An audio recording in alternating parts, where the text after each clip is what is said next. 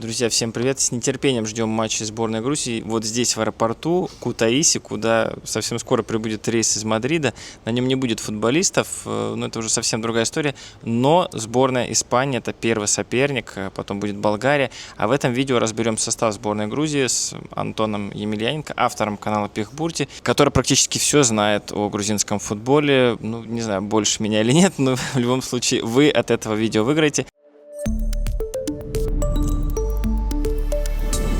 Антон, тебя приветствую. Сейчас подробно обсудим состав, но для начала ты мне сказал, что ничего тебя не удивило в этом составе. Сейчас есть два изменения, и у нас выпадает Микаутадзе, у нас выпадает Какабадзе, вместо них другие футболисты. Сейчас ты по-прежнему не удивлен? Нет, мне кажется, можно было пригласить еще Азарова только, что для полноты комплекта в защите, а так ничего особенного.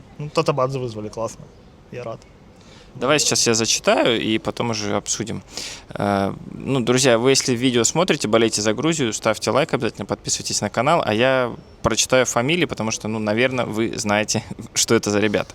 Итак, вратари Мамардашвили, Гугишашвили и Кириселидзе, защитники Каши, Лочошвили, Гочелишвили, Гагличидзе и Нариманидзе. Интересно, что вот всегда сайт Федерации футбола дает полузащита и атака вместе. Вот, кстати, сейчас с тобой это тоже обсудим, но я так и зачитаю. Китеишвили, Кучурашвили, Меквабишвили, Ноникашвили – это как раз-таки тот, кто пришел на замену Какабадзе.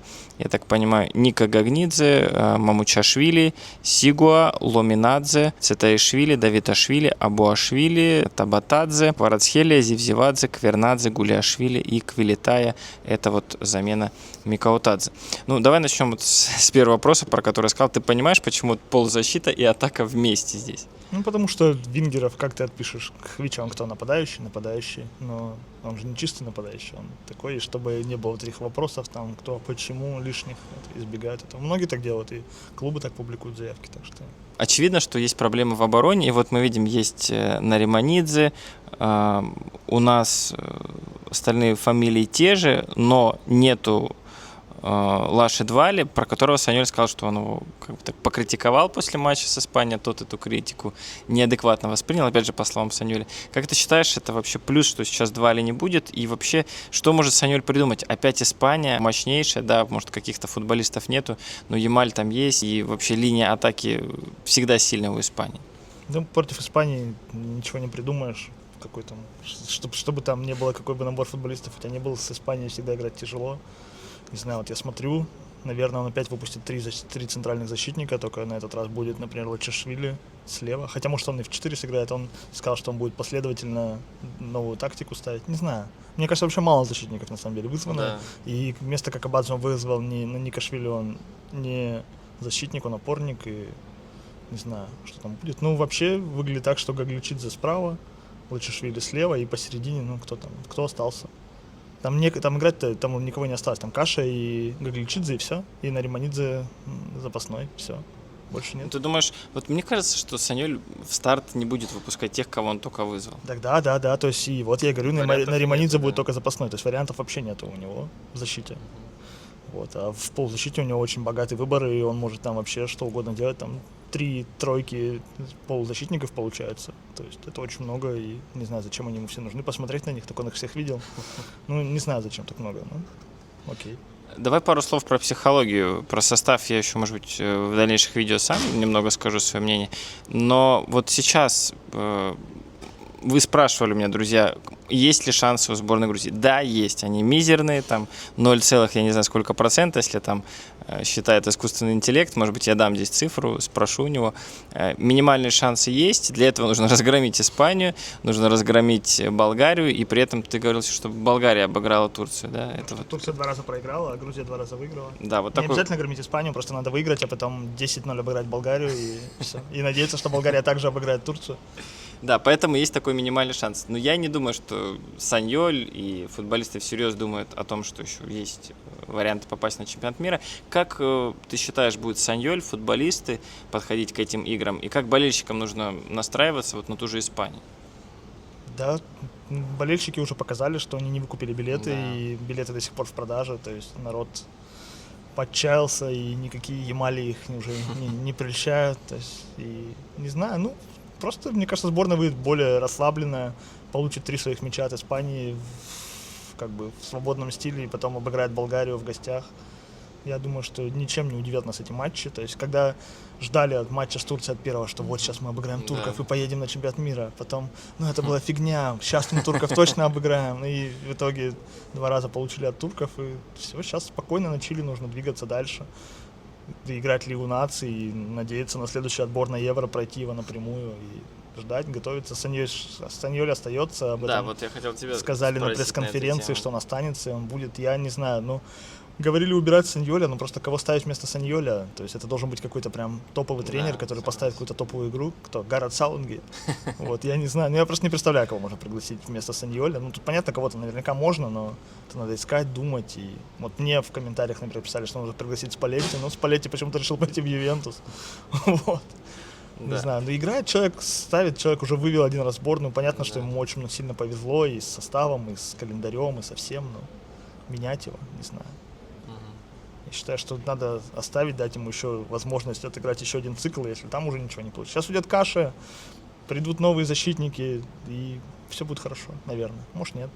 Посмотрим. Ну, знаешь, у меня просто есть ощущение, что про то, что Саньоль остается, сказали, чтобы как бы подготовить, что сейчас вот в этих 2 матчах, возможно, он будет что-то менять и нарабатывать. То есть мы как бы результат в сторону убираем, а вот давайте посмотрим, как можно перестроить игру сборной, не знаю, тактически, может быть, другие футболисты появятся на поле. Саньоль вообще не тот чувак, который любит что-то менять и перестраивать. Мне кажется, он останется со своими 4 защитниками, и просто это сказали, чтобы снять напряжение и с него, и со всех, потому что все равно народ это обсуждает.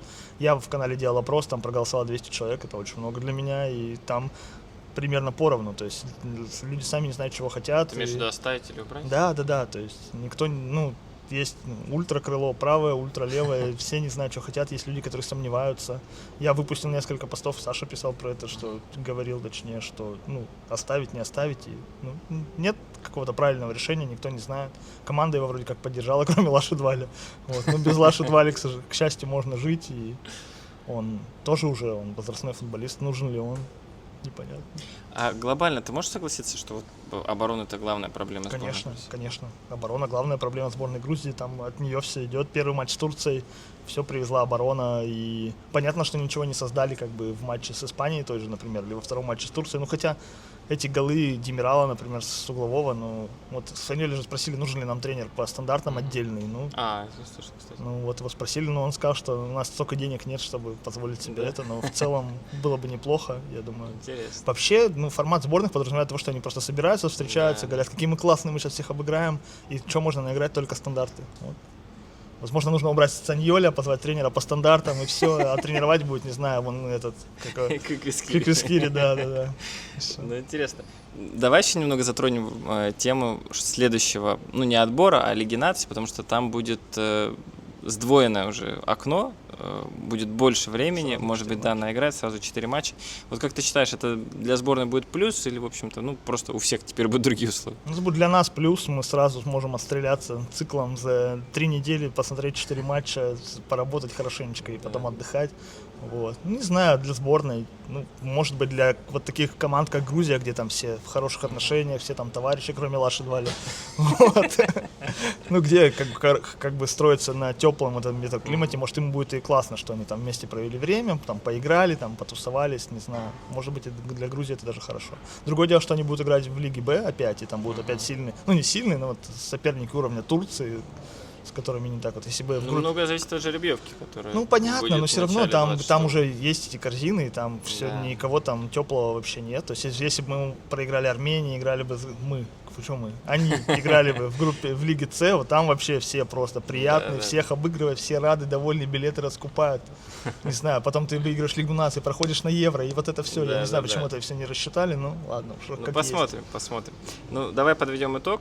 Состав известен. 15 числа в следующую субботу матч против сборной Испании, а выездной с Болгарией 19, да, если не ошибаюсь, или 18? Ну да, 19. Я титр дам, точно.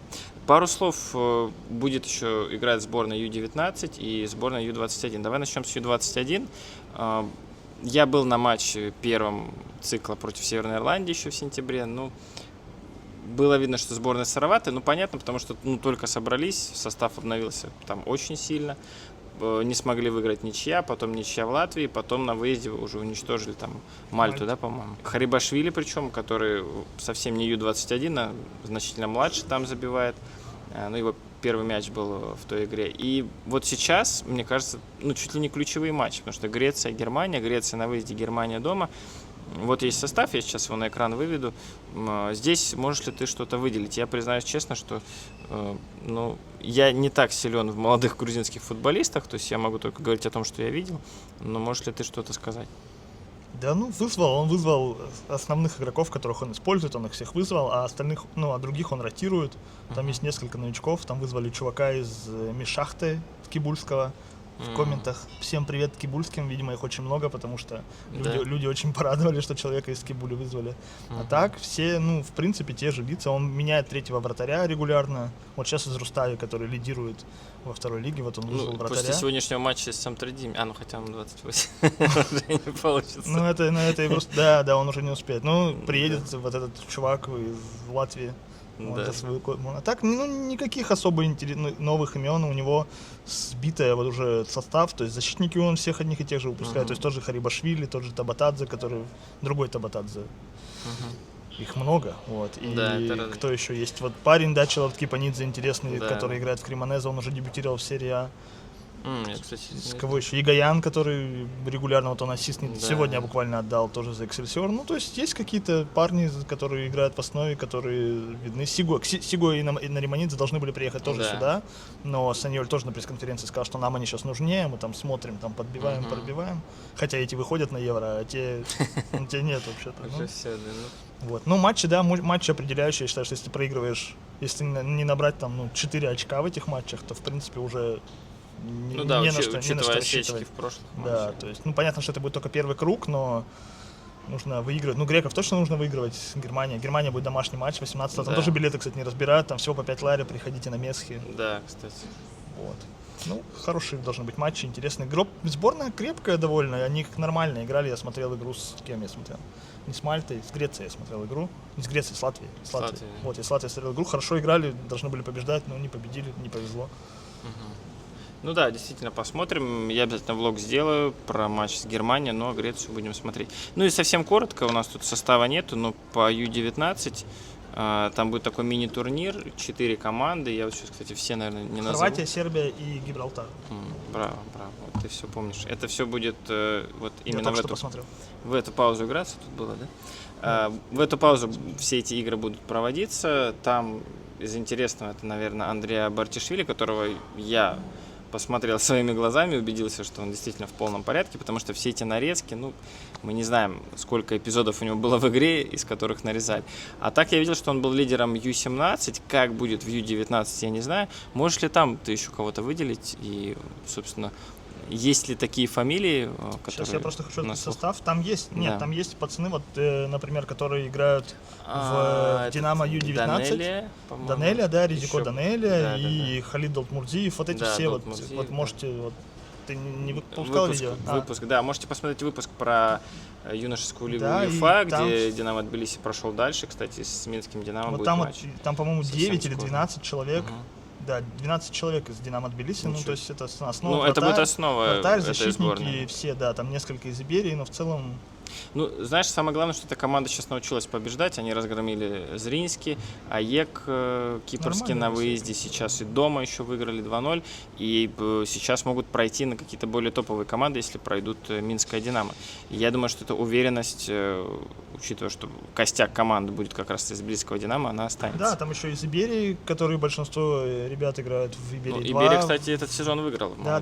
Ну, они не выиграли еще, но они там, или уже закончились? Уже закончились, ну, да. тем более. Молодежка, и они очень многие в Иберии 2 играют, а Иберия 2, она середняк второй лиги, ну, нормально. То есть это хорошая сборная, и многие грузинские, например, журналисты пишут, что у них там провал в сборных, не знаю, я смотрю эти сборные периодически, все у них нормально, это молодые, они...